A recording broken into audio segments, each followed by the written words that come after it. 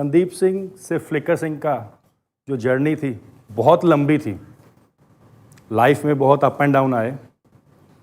Starting Shahabad Markanda से मेरी शुरू हुई। बहुत छोटा सा कस्बा है हरियाणा में, मैं वहाँ से बिलोंग करता हूँ। बिगनिंग में हॉकी जो थी मेरे बड़े भाई साहब खेलते थे, उनको देख के मैं हॉकी को प्यार तो करता था लेकिन खेलने का कभी इच्छा नहीं हुई। वो हॉकी खेलते थे तो मुझे होता था कि उनको हॉकी स्टिक्स, उनको जूते, उनको कपड़े मिलते हैं, मुझे भी मिले। मैं अपने पेरेंट्स को बोलता था कि मुझे हॉकी स्टिक्स चाहिए, मुझे जूते चाहिए, मुझे कपड़े चाहिए। तो वो कहते थे अगर हॉकी खेलोगे तभी मिलेगा। तो मैंने कहा चलो ठीक है हॉकी खेलते हैं। हॉकी खेलना शुरू किया। बहुत हमारे जो कोच थे बहुत ही ज़्यादा स्ट्रिक्ट थे। वो इतने स्ट्रिक्ट थे अगर आप 1 मिनट लेट होते थे तो आपको फ्रंट रोल कम से कम भी 3-3, 4-4 दिन 2-2 घंटे सुबह शाम लगाने पड़ते थे। फ्रंट रोल ये नहीं कि सिर्फ टी शर्ट से, without T shirt you have to do, चाहे वो गर्मी हो चाहे सर्दी हो। तो वो टाइम एक ऐसा था, बहुत हार्ड था। जाते समय मैं और मेरे बड़े भाई साहब साइकिल पर जाते थे, कोच ट्रेनिंग कराता था हमें। ट्रेनिंग करने के बाद जब रिटर्न में आते थे तो मेरे बड़े भाई साहब कहते थे चल अब तू साइकिल चला। तो थके होने के बाद, इतनी टायर्डनेस ट्रेनिंग के बाद मैं साइकिल चलाता था, वो पीछे बैठते थे। तो बहुत ही बिगनिंग में स्ट्रगल थी। उसके बाद हॉकी को एक अच्छे रूप में लेकर जाने के लिए मैं थोड़ा हार्ड ट्रेनिंग शुरू की। एक फोकस था मेरा कि धनराज पिल्ले जैसा बनूं, एक आइडियल थे वो मेरे, धनराज पिल्ले। 2003 में मैं पहली बार इंडियन टीम में आया। टीन एज में, 17+ एज में इंडिया का, पूरे दुनिया का भी और इंडिया का भी पहला खिलाड़ी ऐसा बना जो कि मैं ओलंपिक्स में रिप्रेजेंट किया 2004 एथेंस में। तो वो मेरे लिए मूवमेंट बहुत ही प्राउड मूवमेंट थी।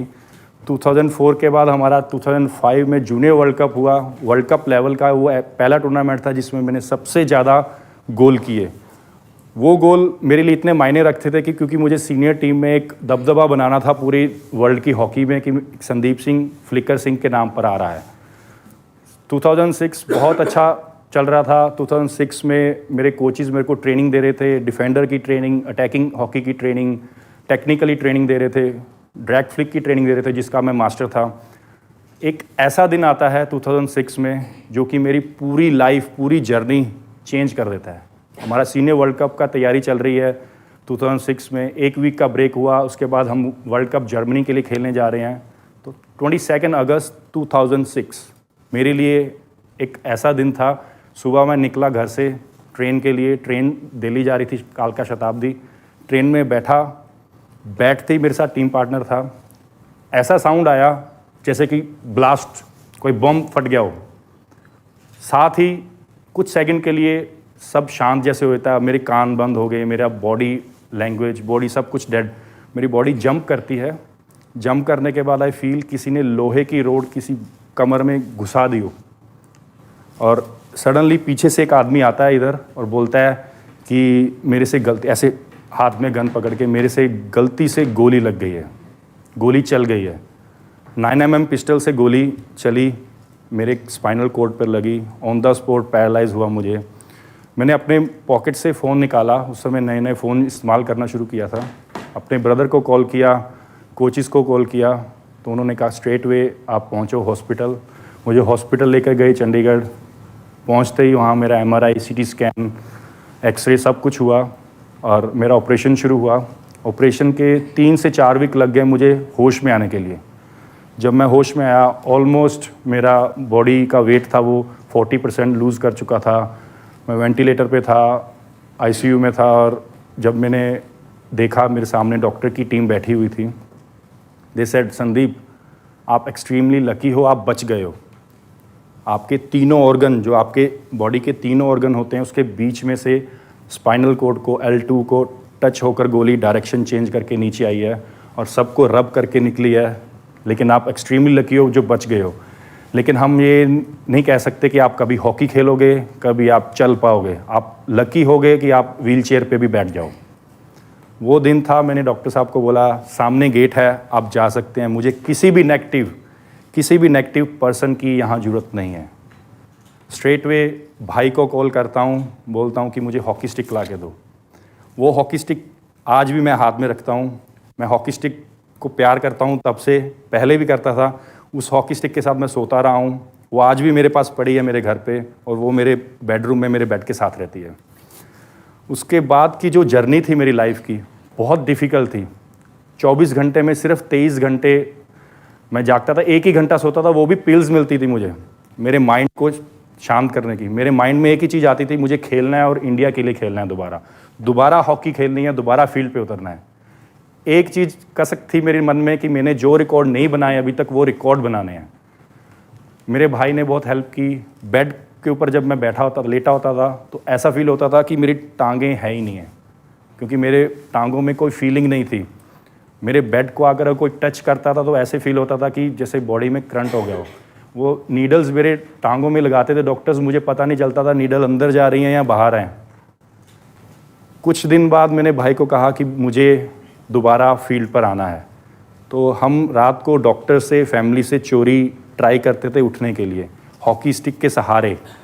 जहाँ मैं हॉकी खेलता था उसी हॉकी के सहारे मैं उठने की कोशिश कर रहा हूँ। एक दिन थोड़ा चला, गिरा, बाथरूम तक दीवार के सहारे चला, पहुँचा, वापस आया। धीरे धीरे एक दिन ऐसा आया कि डॉक्टर्स ने मुझे व्हीलचेयर पर बिठाया। जब मैं व्हीलचेयर पर बैठा तो डॉक्टर्स ने कहा आप अभी बाहर जा सकते हैं रीहैब के लिए। इंडिया में कोई भी ऐसा एक सेंटर नहीं है जहाँ पर अच्छा रीहैब हो। मुझे अब्रॉड भेजा गया। गवर्नमेंट ने अच्छा, हॉकी फेडरेशन ने अच्छा सपोर्ट किया। फेडरेशन के सपोर्ट के साथ मैं बाहर पहुँचा। जब अब्रॉड मैं गया, व्हीलचेयर पे था, वहाँ 6-7 महीने मुझे लगे। वहाँ से मैं वापस आया अपनी टांगों के ऊपर चल के। जब मैं वापस आया तो जो उस टाइम की जो 6-7 महीने थे वो डिफ़िकल्ट थे, क्योंकि नींद नहीं आती थी, अकेला था। और जब आप आदमी अकेला होता है तो उसके दिमाग ज़्यादा रन करता है। तो मेरा वो दिमाग सिर्फ हॉकी हॉकी हॉकी। डॉक्टर्स मुझे इंजेक्शन भी देते थे स्लीपिंग पिल्स के साथ कि आपका जो मन है और वो दिमाग है वो रेगुलर रन कर रहा है, उसको ब्रेक चाहिए। उसके बाद जब मैं इंडिया आया, इंडिया आकर मेरे पास सिर्फ एक ही टारगेट था कि इंडिया टीम में आना है। चल सकता था, हल्का फुल्का भाग सकता था। इंडियन एयरलाइंस में मैं तब जॉब करता था, तो उन्होंने कहा कि आप टीम को ज्वाइन कीजिए, देखते हैं आप कैसे हैं। थोड़ी ट्रेनिंग शुरू की, प्रैक्टिस मैच खेलता था, लेकिन फिर भी क्वेश्चन मार्क मेरे साथ जुड़ता था कि संदीप सिंह फिट नहीं है। और एक टूर्नामेंट आया आफ्टर 6-7 मंथ कि संदीप सिंह को उस टूर्नामेंट में थोड़ी सी सक्सेस मिली। मैंने फिर उसके बाद फेडरेशन को नॉक किया कि मुझे इंडियन टीम में आना है। उन्होंने मुझे एक चांस दिया 2008 में। पूरे 2 साल लग गए मुझे वहाँ तक पहुँचने के लिए। जब मैं वहाँ पहुँचा तो सुल्तान अजलन शाह 2008 में खेला। उस टूर्नामेंट में मैंने 8 गोल किए और टॉप स्कोरर निकल के आया। वो टूर्नामेंट के बाद आते ही मुझे इंडियन टीम का कैप्टन अनाउंस किया गया। कैप्टन तो बना, लेकिन रिस्पॉन्सिबिलिटी बहुत बड़ी थी। 2008 में हम क्वालिफाई नहीं कर पाए थे ओलंपिक्स में, तो एक टारगेट था कि इंडियन टीम को क्वालिफाई करवाना है ओलंपिक्स में। और उसके साथ काफ़ी छोटे छोटे ऐसे टारगेट थे कि इंडियन टीम को डेवलप करना है, दोबारा एक स्टेज पर लेके आना है। 2009 में एज ए कैप्टन टीम को लेके गया सुल्तान अजलन शाह में दोबारा। सेमीफाइनल्स हमारा पाकिस्तान के साथ था। Always neck to neck fight होती है पाकिस्तान के साथ। तो हम उस मैच में 2-1 से जीते। दोनों गोल ही मेरे थे। और उसमें एक ऐसी हिस्ट्री है कि नॉर्मली गोलकीपर जो स्टार्ट करता है वही मैच एंड करता है। उस मैच में पाकिस्तान का एक गोलकीपर सलमान अकबर, वो ऐसा गोलकीपर है, उस समय वर्ल्ड का नंबर 1 गोलकीपर था। हाफ टाइम के बाद वो बेंच पर और दूसरा सेकंड गोलकीपर मैच में आया। तो मैच जब ख़त्म हुआ तो कोच मेरे पास आता है, तो मुझे बोलता है कि संदीप कैसी फ्लिक करने लग गए हो कि हमारे गोलकीपर को लूज मोशन लग गए हैं आपके नाम से। सेमीफाइनल जीतते हैं, रूम में आते हैं, एक और न्यूज़ मिलती है, बहुत बड़ी न्यूज़। हमारी टीम के एक खिलाड़ी हैं एसवी सुनील, जो आज भी इंडियन टीम में खेल रहे हैं, उनके फादर एक्सपायर हो गए थे। तो मुझे बहुत शौक लगा, बहुत बड़ी न्यूज़ है, एक बहुत सैड न्यूज़ थी हमारी टीम के लिए। तो मैं उसके रूम में गया। रूम में जाते ही मैंने कहा, SV Sunil, it's really sad, पूरी टीम तेरे साथ है, तो आपको क्या करना है? You want to go India और आपको मैच खेलना है। नेक्स्ट डे हमारा फाइनल्स था। तो उसने कहा कि मैं वैसे इंडिया जाना चाहता हूँ, अपने फादर को देखना चाहता हूँ लास्ट टाइम। तो मैंने कहा आप जा सकते हो, लेकिन एक मैसेज है आपके लिए, अगर आप मेरे को अलाउ करें। तो उसने कहा ठीक है, आप बताएं क्या मैसेज है आपका। वो मैसेज ये था, मैंने कहा कि दुनिया में आप कहीं भी चले जाओ, आप दोबारा इंडिया के लिए खेल सकते हो, दोबारा कोई भी रिकॉर्ड बना सकते हो, किसी भी टीम को जीत सकते हो, लेकिन ये जो मोमेंट है ये हिस्ट्री में नाम लिखा जाएगा कि एसवी सुनील के फादर एक्सपायर हुए थे, लेकिन उसने इंडिया को पहले प्रायोरिटी दिया अपने फादर को कि अंतिम संस्कार में मिलने नहीं गया है। तो वो थोड़ा भावुक हुआ। देन ही सेड कि ठीक है, मैं इंडिया के लिए खेलूँगा। तो उसने वो मेरी एक मोटिवेशनल, मैंने उसको कुछ मोटिवेट किया कि आप खेलो, पूरी टीम आपके साथ है, हम पूरी टीम आपके घर जाएंगे उसके बाद। देन वो मैच खेला finals and he scored that game. उसने स्कोर किया और हम वो टूर्नामेंट जीते। वो टूर्नामेंट हम 13 साल बाद जीते और उस टूर्नामेंट में सबसे ज़्यादा गोल मैंने किए। टीम का कैप्टन भी था, सबसे ज़्यादा गोल भी किए और उस टूर्नामेंट में मैंने प्लेयर ऑफ द टूर्नामेंट भी लिया। और आते ही इंडियन टीम जो 2009 में, तो एक अच्छा मूवमेंट बन चुका था। 2009 से 2010 में मेरे को अर्जुन अवार्ड मिला। अर्जुन अवार्ड के बाद 2011 में मेरे को FIH, जो वर्ल्ड हॉकी फेडरेशन की फेडरेशन है, उन्होंने मुझे एक नॉमिनेट किया जो वर्ल्ड के पहले 5 टॉप खिलाड़ी होते हैं 2011 में।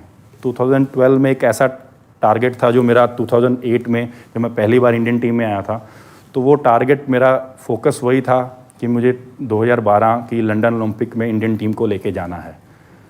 बहुत सी नई चीज़ें सीख रहा था, बहुत सी नई चीज़ें मैंने डेवलप भी की थी अपने में। तो वहाँ पर फाइनल्स आता है ओलंपिक क्वालिफायर्स का दिल्ली में, लंदन ओलंपिक्स के लिए। फाइनल्स हमारा मैच होता है फ्रांस के साथ। उस मैच में फाइनल्स में पहला मैं रिकॉर्ड बनाता हूँ जो कि मेरे आइडियल हैं अभी भी, धनराज पिल्ले। उन्होंने 121 गोल किए हैं, 121 गोल्स। तो मैंने वो रिकॉर्ड ब्रेक किया सेम नाइट को ही मैंने वर्ल्ड का रिकॉर्ड बनाया। 145 किलोमीटर पर आवर की स्पीड की जो मैं ड्रैग फ्लिक करता हूँ, वो दूसरा रिकॉर्ड था। और तीसरा रिकॉर्ड ये था कि मैंने एक ही मैच में इंटरनेशनल लेवल पर फाइनल्स में 5 गोल किए और सेम नाइट को ही मेरा बर्थडे था।